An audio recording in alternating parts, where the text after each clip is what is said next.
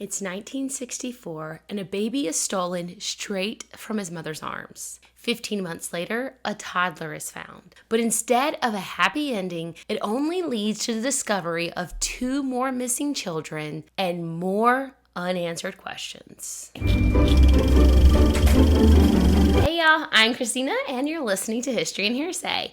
Just a quick reminder that I'm not any type of expert, but as always, my sources are linked down below. When I came across this story, I was shocked at how many mysteries are attached to this one case. There's so many pieces to this. It feels like every time one question is answered or one mystery is solved, it's replaced by like 2 more unanswered questions. So while there has been incredible work done on this case, which led to the identification of multiple missing children, there are still a lot of unanswered questions. Now, this was completely new to me, but it is a very popular case that many of you may already be familiar with. So let us know what your theories are on this case, or if you learned something new that you hadn't heard before. 1963 had been a devastating year for Chester and Dora Fronczak, when Dora's pregnancy ended in the loss of their son.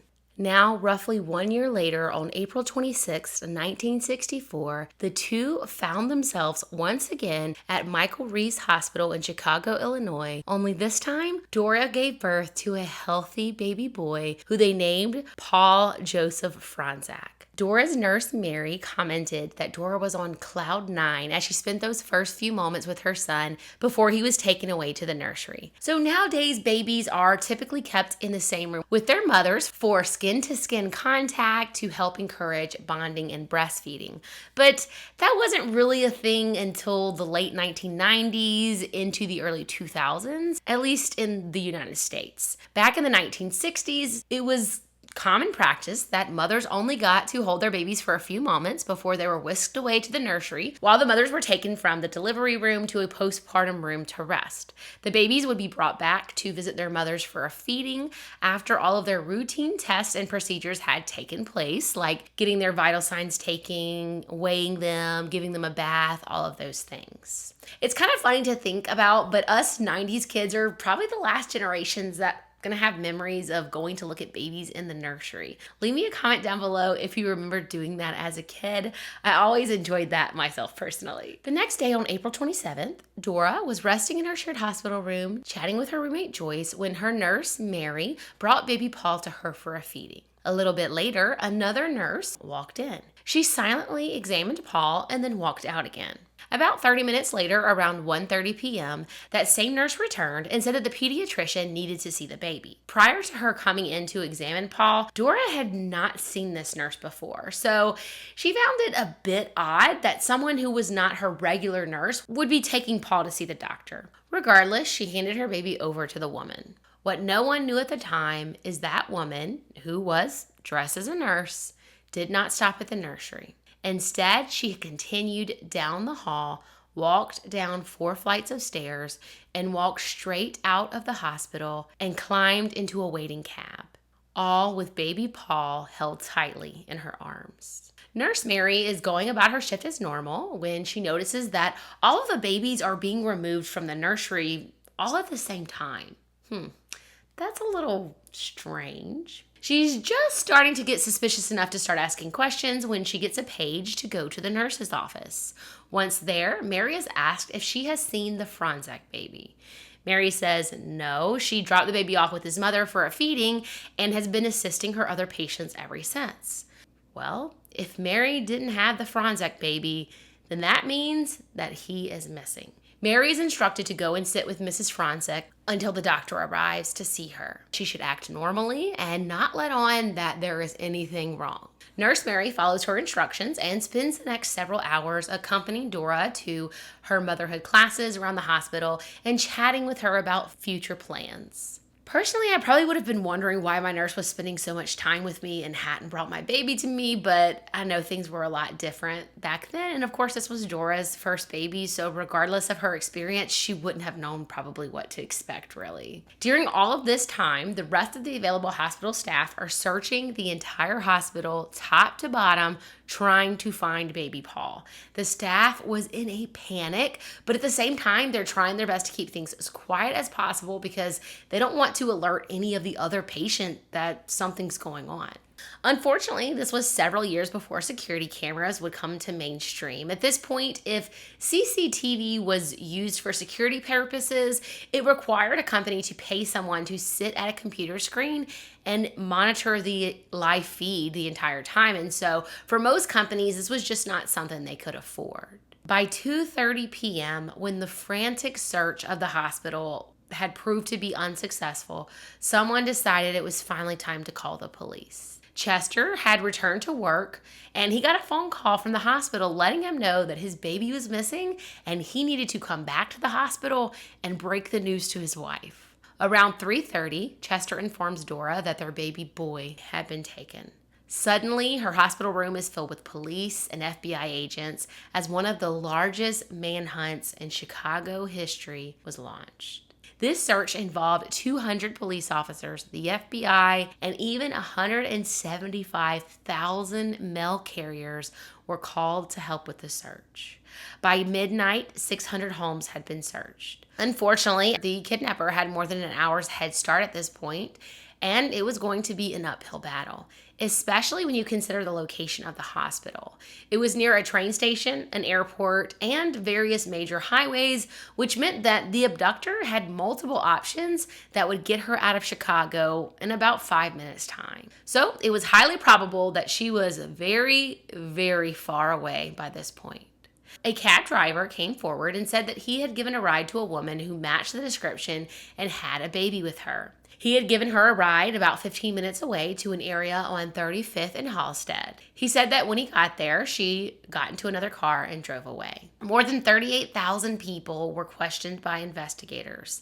Flyers were posted and a sketch was made of the suspect. But her description was pretty generic. She was a white woman with shoulder-length brown hair that was graying. She was between 35 and 45 years of age and was wearing a white nurse's uniform. When the sketch was released, calls from the public came flooding in, but none of them proved useful. There was one woman who was dressed as a nurse and was wandering around another hospital, but police were able to quickly rule her out as they were aware of her and they knew where she had been at the time of the kidnapping. And they said this woman was, quote, just a poor soul who's confused, end quote.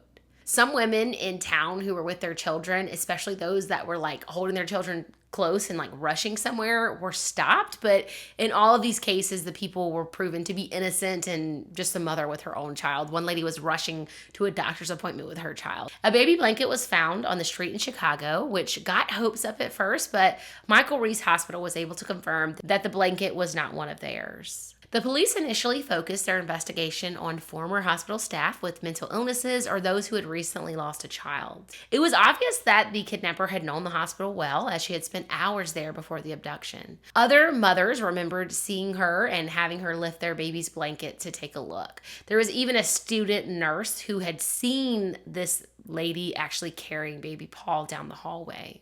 The hospital moved Dora to another room and kept her for several days so that they could watch her and make sure that she was okay. They even brought her a filet mignon dinner, but of course she was too upset to eat.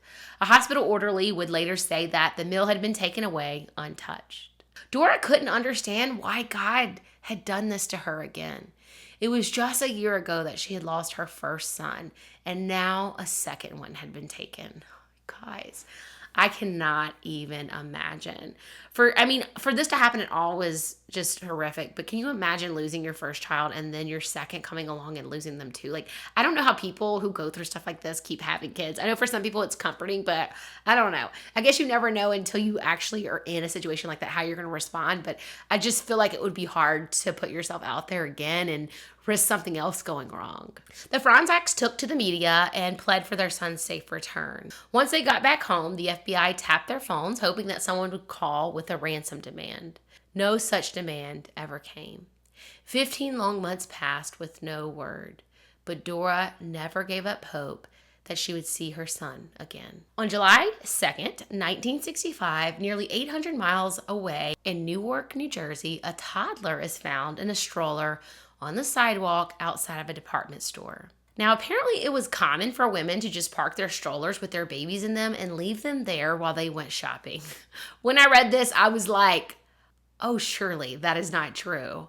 But further research confirmed that, yes, historically it was common in some Western cultures for parents to leave their babies in prams, or what nowadays in the United States we would call strollers, outside department stores or shops. This was particularly common during the mid-20th century due to a prevailing sense of community safety and the belief in the benefits of fresh air for infants.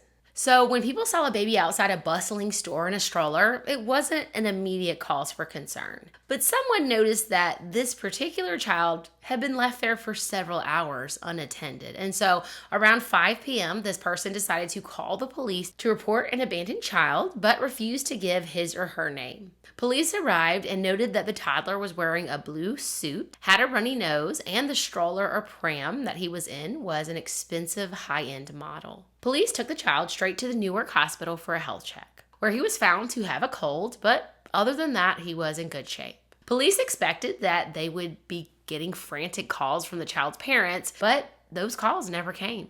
The child spent the night in the hospital, and the next morning, police notified the Newark Bureau of Children's Services, and a case file was opened. He was labeled a foundling, which is an infant that has been abandoned by his parents and left for others to care for. On July 3rd, 1965, Detective Joseph P. Farrell was assigned to this case. His goal was to find the identity of the child. Now, this particular detective had a special interest in this type of case because he had been a part of the team that had worked on the devastating case of the Limburg baby kidnapping. Now, I did a video where we touched on that case if you want to go check it out, but be warned, I botched the last name for the entire video, so if that's going to send you into a fit of rage, I would advise against watching it. So after being a part of that terrible case, Detective Farrell took this type of case just a bit more personal. When he was put on the foundling case in 1965, he quickly covered all of his bases. He ran ads in local newspapers with the child's description, he started questioning contacts, and he even took the child's picture and sent it to other police departments. He assumed that someone living outside the Newark area must have abandoned the child, but that they had purposely left him in front of a very busy store to ensure that he would be found and cared for. However, beyond that, Detective Farrell was at a loss. DNA technology wasn't yet available to identify him, so unless someone came forward with information, there wasn't much for him to go on. So when several weeks passed without any leads, the child, who had been living at the hospital with a cold that just wouldn't go away, became a ward of the state and was handed over to the New Jersey Bureau of Children's Services. They placed the child in a temporary adoption home, which sounds like what nowadays we would call like a foster home. Fred and Claire Edgar took in hundreds of babies over the years who needed temporary placement. When this foundling was placed with them, they picked a name and a birth date for the little boy because, of course, they had to have something to call him, but this was also so that they could have him baptized at the Catholic Church. The newly dubbed Scott McKinley spent 8 months with a family who fell head over heels in love with him. Of all the children they had cared for over the years, they felt a special connection to Scott. He had brought so much love to their lives. And according to their daughter Janet, who had been a teenager at the time, her parents had planned to adopt Scott if no one came forward to claim him.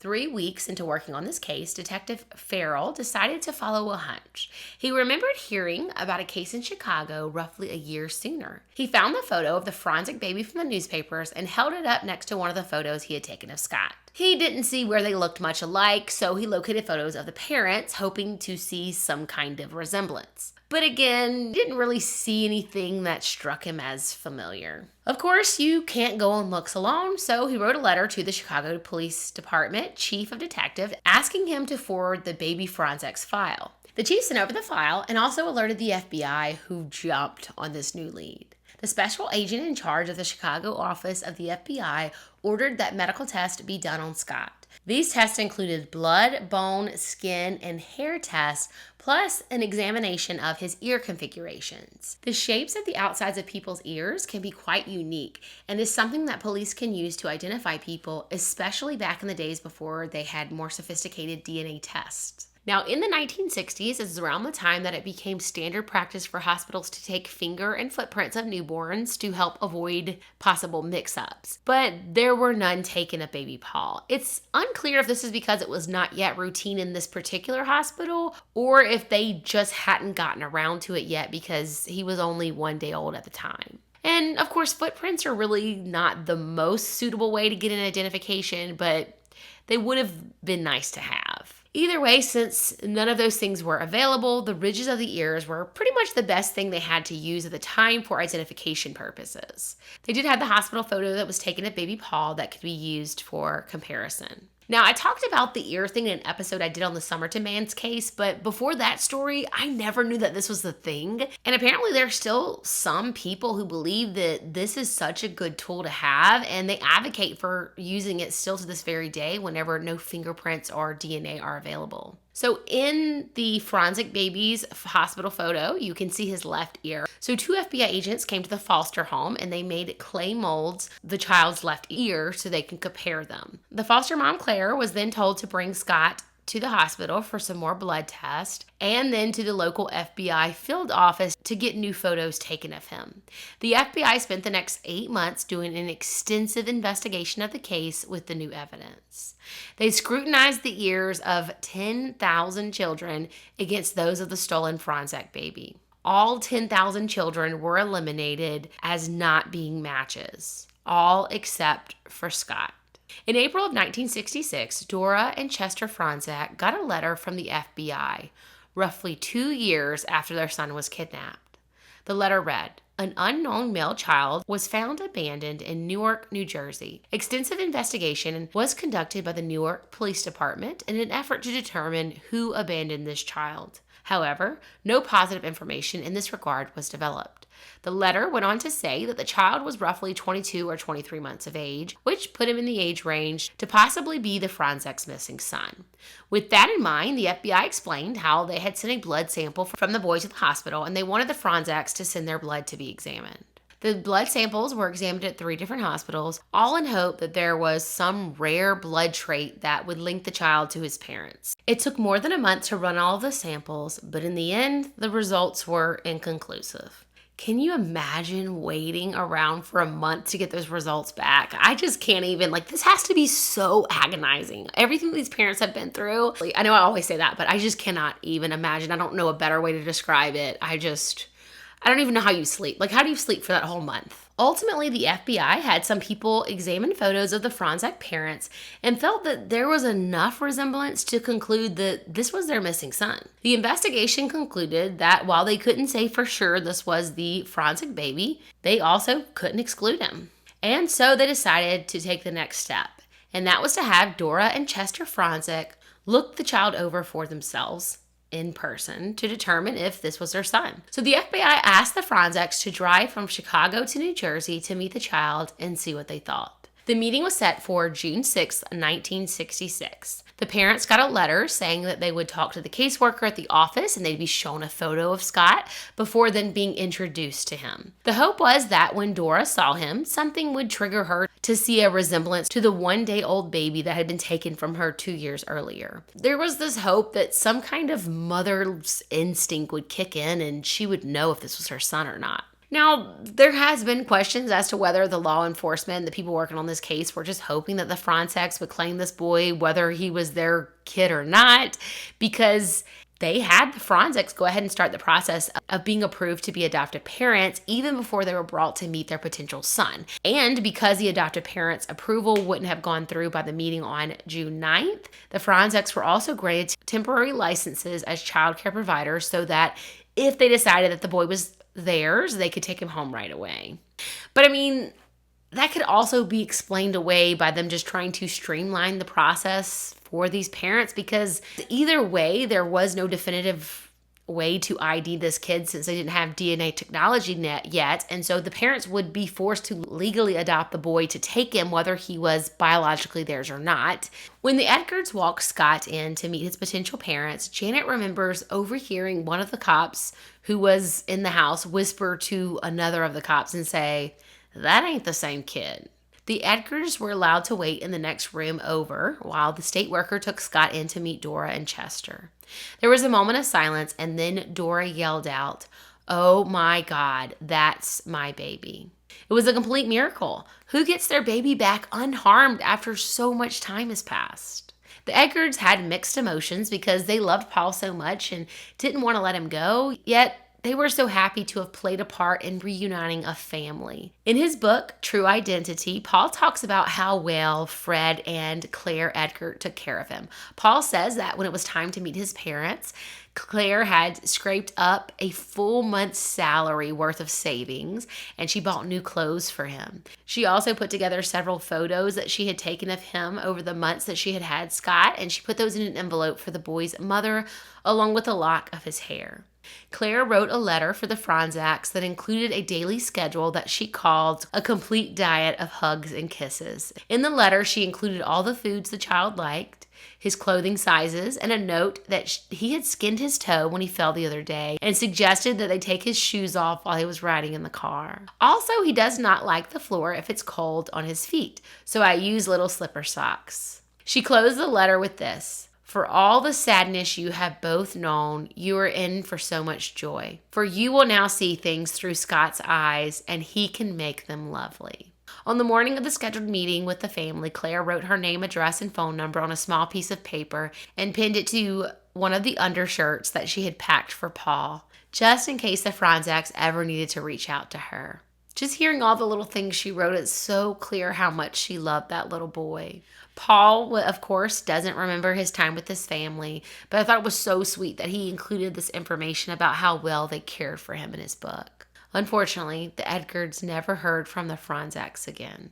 In December of 1966, Judge James E. Murphy signed an adoption decree awarding custody of Scott McKinley to the Fronczaks, and his name was legally changed to Paul Joseph Fronczak.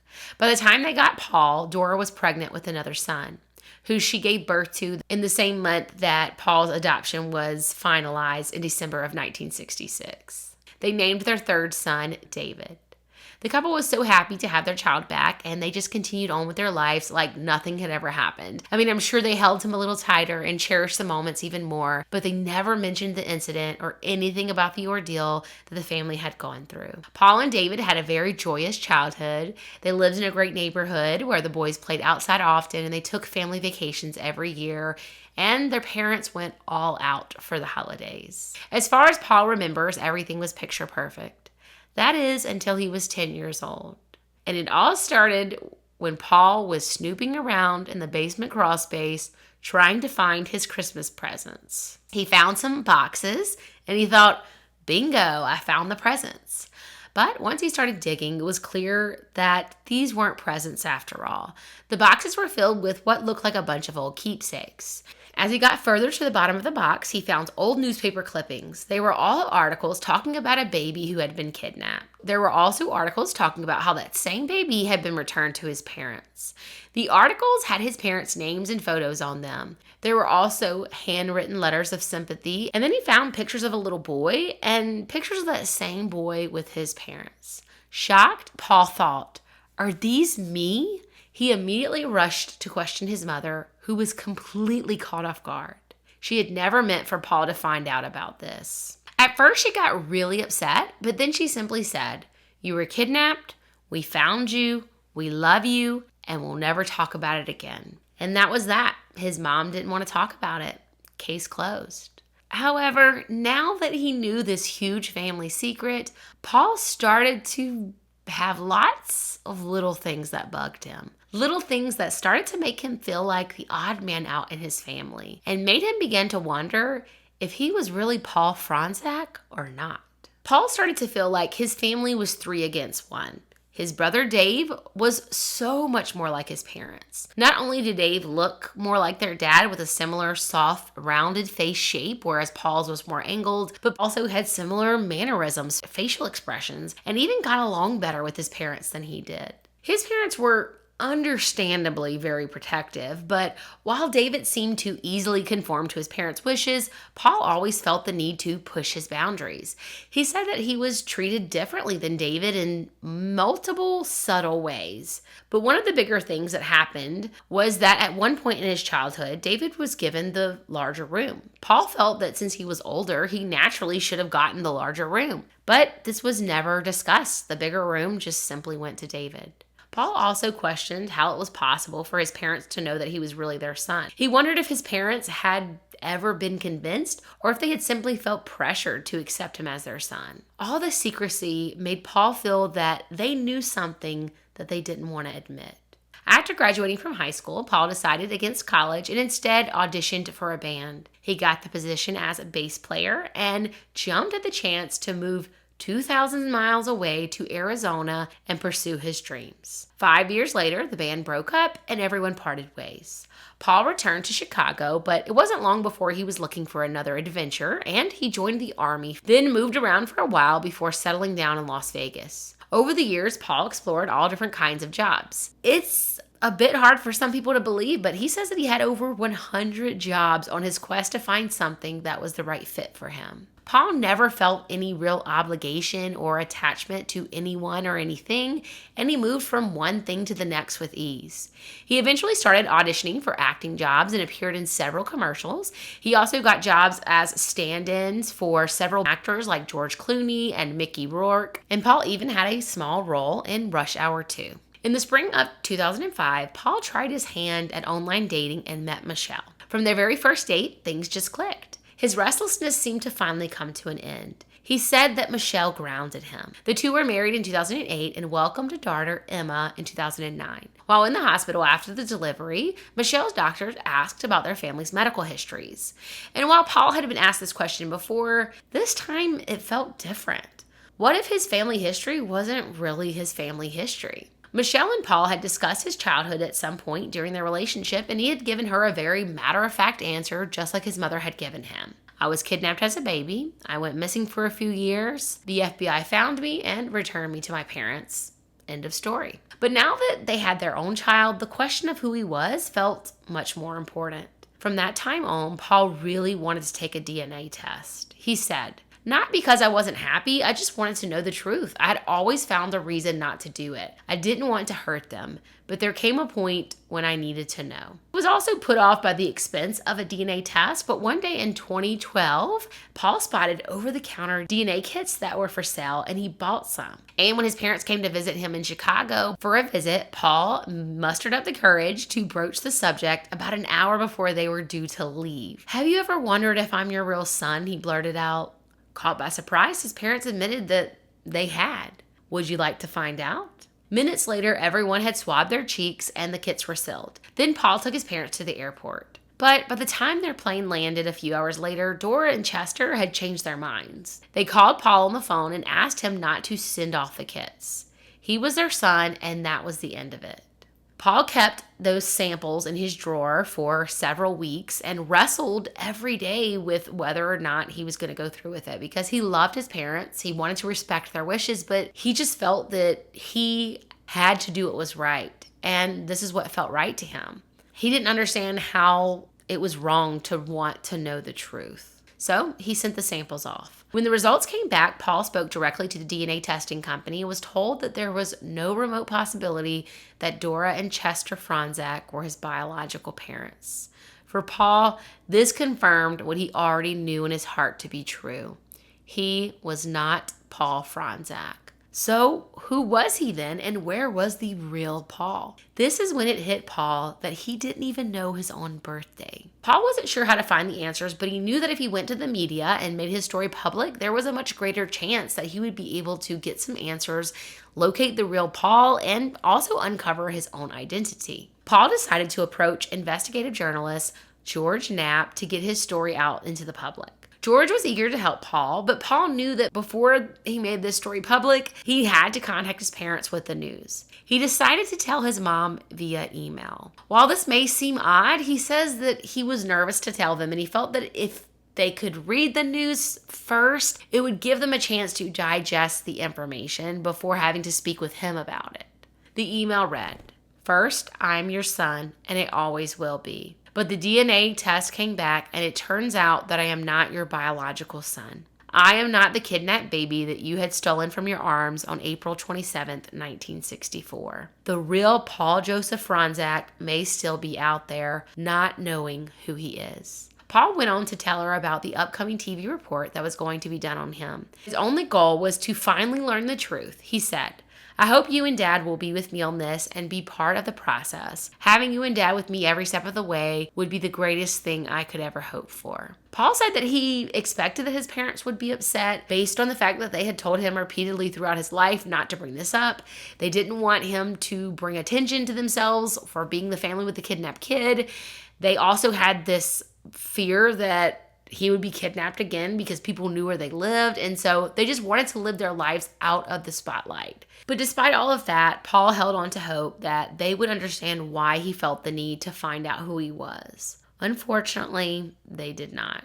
After sending that email to his mother, he did not hear from them for 4 days. Then he got a phone call from his mother. "How could you do this to us?" she said. "I can't believe you did this. We told you not to do this. I'm sorry we weren't good enough parents for you. I'm sorry you felt you had to do this." Paul tried to explain himself and what he wanted to do for her to help her find her biological child. But his mother just yelled at him that he had ruined their lives and now they had to relive this nightmare. His mom dropped the call and his dad picked the phone up and said, "You're an a-hole. You should have left this buried."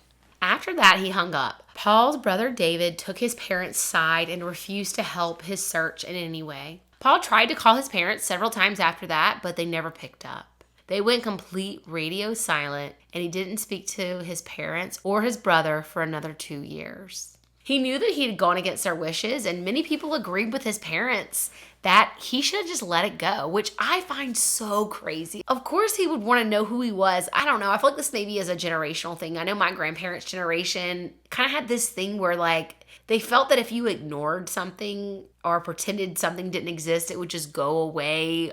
Almost like they didn't want to confront a painful situation because it was going to hurt. And so they just decided to ignore it. But of course they don't realize this just causes hurt in other ways. For Paul, he felt that he needed to discover his true identity in order to be the best father that he could be for his daughter.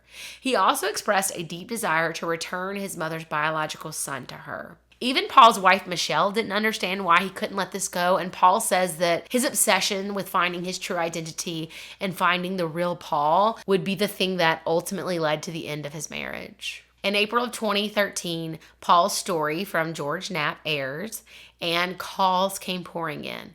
Every major news outlet wanted to speak to Paul. In August of 2013, the FBI reopened the baby Fronczak case. Now, this case had never been officially closed, but the boxes of evidence were sitting in a pile that was supposed to have been shredded to free up some storage space long ago. However, because of some sort of clerical error, the files had never been destroyed and they were all still just sitting there. In March of 2014, Paul appeared on the ABC show 2020 with Barbara Walters. He was excited to get as much attention as possible on his case. He figured that this much exposure had to turn up some sort of new lead. The 2 episodes he did on 2020 ended up being their most watched broadcasts in more than 2 years. Tips started flooding in. ABC created a age progression image of the real Paul Fronczak, and several men came forward, all of whom had suspicious adoption stories, and they thought that they looked similar to the photos. DNA tests were done on all of these men, and none of them were Paul. These samples were compared to a Fronczak cousin because the Fronczak parents and David Fronczak, his brother, refused to let their DNA samples be used to help identify the real Paul. Genealogists from Ancestry.com worked to build a family tree for fake Paul or Scott. I don't know what we call him at this point. Now that we know he's not Paul Fronczak, I don't know what we call him. But instead of starting with fake Paul's DNA and building a tree up from him, they had to work things a little differently, which ended up being rather complicated. Because Paul knew nothing about his biological family, and so it took years of work, but the team eventually found a cousin that was somewhere between a 4th to 6th cousin. Now, of course, Paul was super excited because this was his very first ever blood relative that he had found, and he even got to go and meet them, but it wasn't close enough of a relative for them to be able to get the answers they needed. So they had to keep pushing until they finally found a second cousin. Alan Fish and Paul shared a great-grandparent. But the thing was, Alan was also adopted and did not know anything about his biological family. That had to have been so frustrating. Regardless, though, the 2 men were both very excited to meet a blood relative. However, 2 days before their scheduled meeting, Alan, who didn't have any sort of known health issues, started having shortness of breath, and his wife convinced him to go to the hospital. It was found that he had a blocked blood vessel in his lungs. He was put on blood clot medication and spent a peaceful night in the hospital. The nurses said that all he talked about was going to New York City to meet his cousin. But the next morning, he had a heart attack and died. So while Alan had been adopted legally, which meant there was a paper trail, his records had been sealed. And so this was just another roadblock in a long line of roadblocks. But luckily, Alan's children wanted to keep his dream alive, and they went to New York City to meet Paul. It wasn't an easy feat, but they eventually got his adoption records unsealed, and there was no father written on the birth certificate. The bio mom, of course, was listed, but she had no interest in helping them. So things just kept going wrong. There's so many other things. You guys should go and read Paul's book if you want to know all the nitty-gritty details. But I mean, this is just a prime example of Murphy's Law. So much went wrong. It was just such an uphill battle the whole way. But Paul and his team just never gave up. And at some point during all of this, genetic genealogist C.C. Moore heard about Paul's story and reached out to help him discover his true identity. She assembled a team of women who worked on this case for free. And the way Paul's book was written, I was a little unclear of whether C.C. Moore and her team came in before or after Alan was found. But either way, Paul said it felt as though the Ancestry.com team and C.C. Moore's team were in a race to see who could crack this case first. They were both putting in so much work. One day while at work, Paul got a text message from C.C. Moore saying that he needed to call her. It was very important. When he picked up, C.C. asked, "What do you think of the name Jack?" Paul said, "It's a fine name." She said, "Well, that's your name." Paul said it took a few minutes for his brain to make sense of what she was saying. And before he could even respond, Cece said, "There's something else. You have a twin sister, and her name is Jill." Even though cousin Alan's bio mom had no interest in helping with the case, the team was able to put together that she had gotten pregnant very young while she was still in school. They determined that the father must have been someone who lived nearby her at the time, possibly even a classmate of hers. Through a bit more research, they discovered a man by the name of Lenny Rocco, who appeared on Alan's genetic network. He was a boxer and a singer in the 1950s. He lived in an area near where Alan's biological mother was, and it turns out when he was 15, he and Alan's mother had a one-time encounter that resulted in her becoming pregnant. Lenny never knew that she had gotten pregnant and only learned about his son Alan through Paul more than a year after Alan's death. Lenny and Paul shared about 6% of Paul's DNA, so that meant that one of Lenny's first cousins should be one of Paul's birth parents. Lenny told Paul a story about how one of the cousins, David, had fathered twins. He said that he was young, so he didn't remember much, only that something was wrong with the twins, and so David had gotten rid of them, and they weren't supposed to talk about it. There were two other cousins that the genetics team zoned in on, Gilbert and Leonard. Now, Gilbert had previously passed away, and Leonard had disappeared. He was apparently someone who moved around constantly and was always hard to locate. The investigative team was, however, able to get in contact with Leonard's ex-wife, Lynn, who agreed to talk with them and was able to confirm that the twins had not belonged to David, but to the other cousin, Gilbert. She said that Gilbert and his wife, Marie, were a very private couple who kept to themselves. They had 5 children, which included a set of twins, 1 boy and 1 girl. She said that the twins would have been about Paul's age. One year, she visited them and the twins were there. The next year, they weren't. And no one seemed to know what had happened to them. Now, one thing that Lynn was able to provide was the birthday of the missing twins. She said that she had never forgotten their birthday because not only had they been born on their older sister's birthday, but since this was such an odd thing to happen, the newspapers had actually published a story about it. And so the newspaper lists the twins' names as Jack and Jill and that they were born to Gilbert and Marie Rosenthal. The family had done their best to erase the twins from the family history, but thankfully, these newspaper clippings were able to prove that they had in fact existed. Paul now knew that he was Jack Rosenthal. He was 6 months older than he had thought, having been born on October 27th, 1963 in a hospital in Atlantic City. But where was his twin sister, Jill? The newspaper clipping about her birth was the only proof they had found that she existed at all. So now that he knew who his parents were, it was much easier to find the rest of the family. Paul learned that he had 2 older sisters and a younger brother. Of course, this led Paul to question, why would his parents keep some of their children and discard others? Unfortunately, his parents had already passed away, as well as one of his sisters. That left a sister and a brother. The brother, Fred, was younger than the twins and would have had no way of ever knowing that they existed. So he was completely shocked when Paul reached out to him.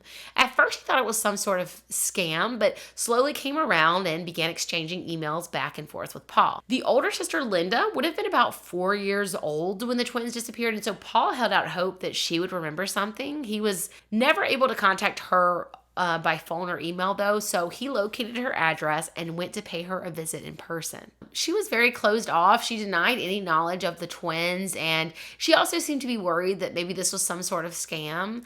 I mean, I can't say I blame her for that, but she did tell him that their dad was a hard man to live with and that no one had gone to his funeral when he died. She made plans to meet Paul for dinner the next day, but then that same night, Paul got an email from Fred saying that he wasn't convinced they were related and did not want to meet him or have a relationship with him. Linda didn't show up for their planned dinner the next day or answer the door when Paul came knocking. He could only assume that she and Fred had talked and decided against a relationship with him. While Paul's siblings were tight-lipped and didn't want to discuss what they knew, Paul was able to speak with other biological family members who were more forthcoming. And from what he was able to piece together from these stories, it painted his parents in a pretty bad light. One cousin shared a memory of seeing the twins sitting in a cage. Another family member said that the twins were always crying. Paul says that he learned that his mother had been an abusive alcoholic and his father, Gilbert, who had worked in law enforcement in Atlantic City, had allegedly been connected with mobsters and had made a lot of enemies. And this is believed to be the reason why no one went to his funeral, not even his own wife. One of Gilbert's first cousins said that growing up, Gilbert had been a great person. She said they spent many summers together, swimming at the beach and playing on the boardwalk. But after serving in the Korean War, Gilbert was a different person. He had what back then they would have called shell shock, which of course we now know today as PTSD. And so his personality was just not the same at all. Several other family members that Paul was able to get in contact with vaguely remember the Rosenthal twins. The general consensus was that the twins were there one day and gone the next. Whenever someone asked about the twins, they were told that they were staying with their grandparents. If the maternal side of the family asked, they were told they were staying with the paternal grandparents. If someone from the paternal side asked, they were told they were staying with the maternal grandparents. Ultimately, people stopped asking, and it was as if they never existed. There were also rumors in the family that Jill had some sort of mental or physical health issue, and she had been sent away to live in an institution. But of course, that didn't explain Jack's disappearance. Many of the relatives telling these stories, their memories were spotty because not only did this happen decades ago, but at the time, they were children who didn't even fully understand what was happening. Both Marie and Gilbert died in the 1990s, having never revealed what happened to their twins. More questions were answered when Paul was contacted by a woman named Susan, who claimed to have lived in the same neighborhood as Gilbert and Marie in Atlantic City. Paul did some digging to confirm she was who she claimed to be, and then agreed to talk with her. She said that when she was 14 or 15 years old, Marie had asked her to babysit for the family overnight while they went out. When Susan arrived at the house, Marie had given her instructions that the 2 girls could eat whatever they wanted and sleep wherever they chose. But she told Susan not to worry about the twins that were upstairs. Susan was surprised because she didn't know that the twins existed. She had seen the family all the time around the neighborhood, and she said they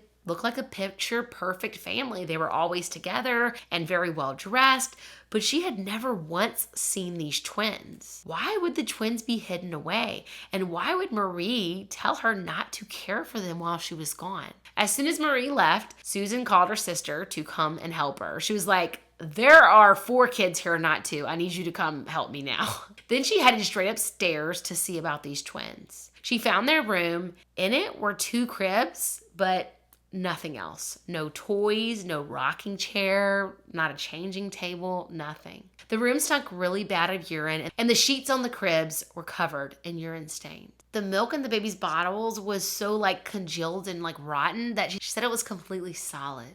Both of the babies were dirty, and it was clear that they had not been changed in a really long time, as they had really bad diaper rashes. They were completely blistered up. She said that they also didn't respond the way most babies do when someone walks into the room. She said the girl didn't really respond at all, and the little boy, who had a black eye, seemed to be scared of her. Susan couldn't believe what she was seeing, and she set about taking care of the babies right away. She carefully changed their diapers, got them bathed, changed into clean clothes, and fed them. She let her sister take care of the girls downstairs and stayed with the twins, cuddling and caring for them all night long. When Gilbert and Marie returned the next day, Susan said they were livid that she had been taking care of the twins. Susan remembers that they smelled of alcohol and that Marie had seemed the most upset. When Susan got home, she confided in her mother about what she had seen, but her mother told her that it wasn't her place to say anything. It was not her business, which unfortunately was very common back then, I feel like. Susan said that she felt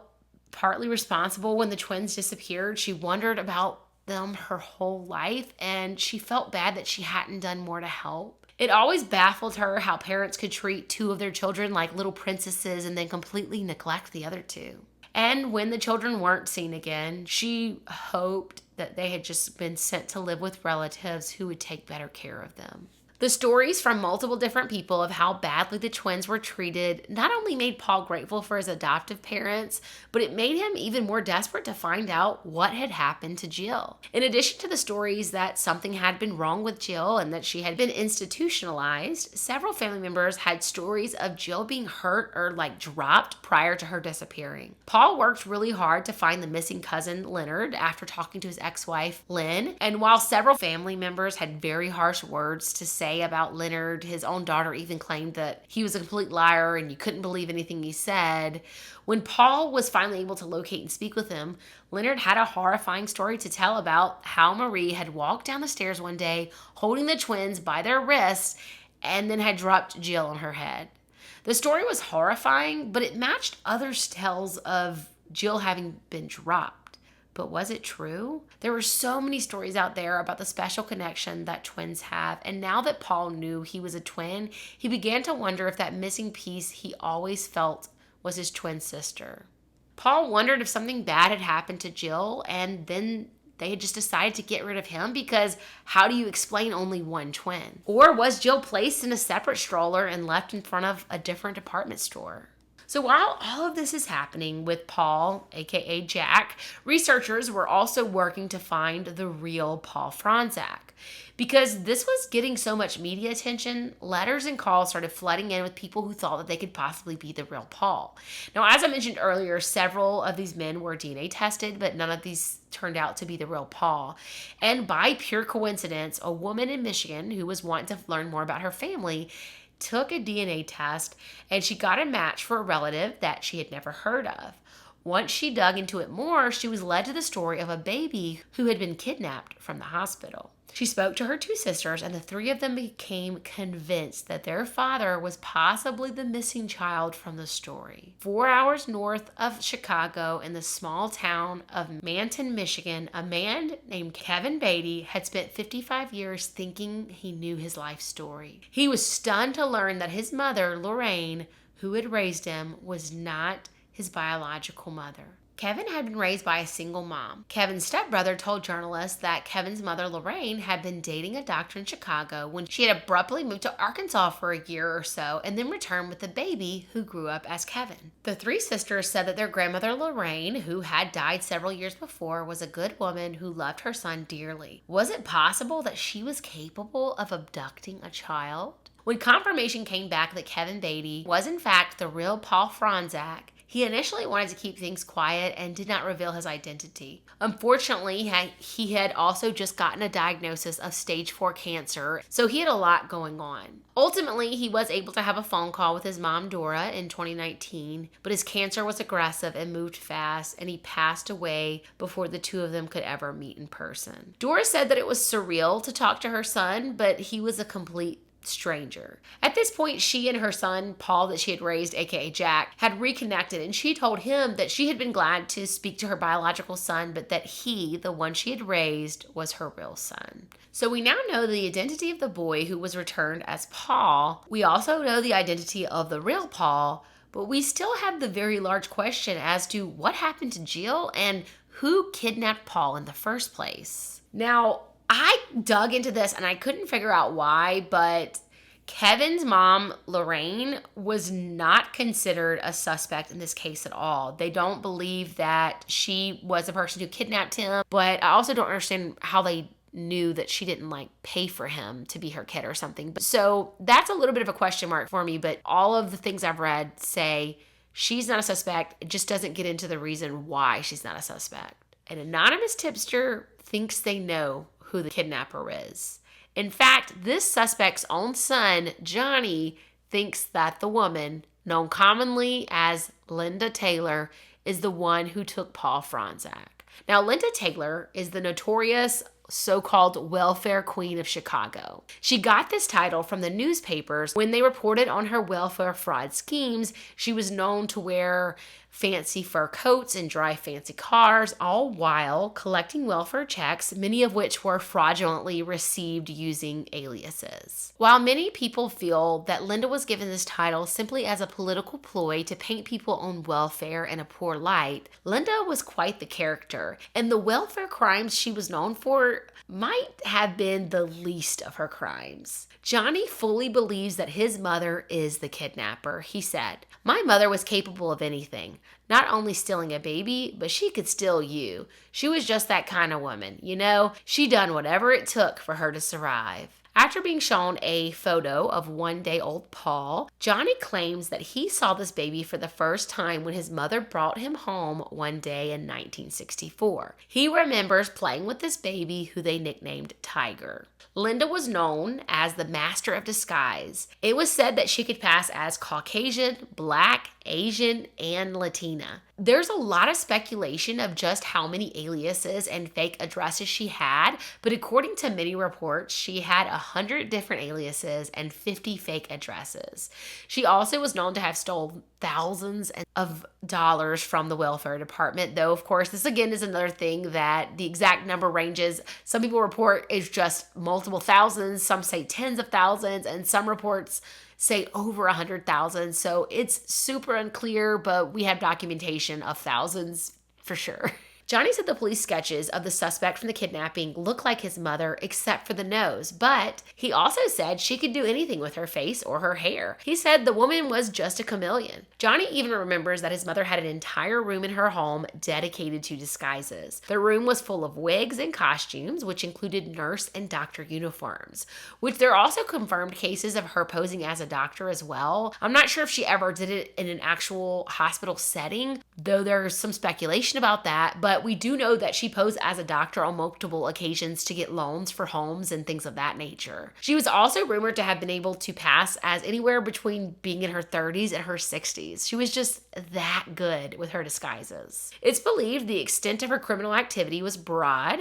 We're talking assaults, theft, bigamy, and even murder. Which there's a book that is really compelling case about all of her crimes that she was accused of. Not necessarily legally accused of, but in the public eye, people have accused her of these things. I'll link that book for you guys because it's packed with so much information. I almost did a whole video just on her, but you guys can go check that book out if you're interested. She was eventually put on trial in 1977 for the welfare fraud, but she was never charged for any of her other crimes. She was, however, found guilty for multiple counts of welfare fraud and sentenced to serve 2 to 6 years for claiming public assistance, Social Security, and veterans benefits by using fake identities. It was actually during the trial for these frauds that she first became a suspect in the abduction of baby Paul. Even one of her ex-husbands said that she showed up one day in the 1960s with a newborn baby boy despite having never been pregnant. But Linda would never admit to the kidnapping, though according to Johnny, he came home from school one day and Tiger was simply gone. His mother never gave him an explanation, but he believed that one of his mother's boyfriends took Tiger out of state. Paul, or Jack, continues to search for his missing twin sister, Jill. He and his team even went to a home that had once belonged to his grandmother in New Jersey and exhumed some bones that were found on the property, but they were all found to be animal bones. They actually were soup bones, to be exact. One expert said that due to Jill's young age, it is possible that her bones could have disintegrated if she was simply buried in the yard, which I didn't know that was even possible. I thought bones lasted forever, but apparently baby bones are so fragile that they can just turn to dust. Paul was able to file an official missing persons police report for his sister Jill and has even had age progression photos done of his sister. This is a case that the more answers we get, the more questions we have. Though the investigative team on this case have been able to find some pretty amazing answers throughout this whole process. There are so many more details to all of this that you guys will find so interesting. I really just had to cut myself off because it was so long and it's a lot to get done in 1 week. But if you guys are interested in even more on this story, I would encourage you guys to go and read Paul's books. And if you have any information about the disappearance of Jill Rosenthal or recognize the woman in these photos, please contact the National Center for Missing and Exploited Children at 1-800-THE-LOST.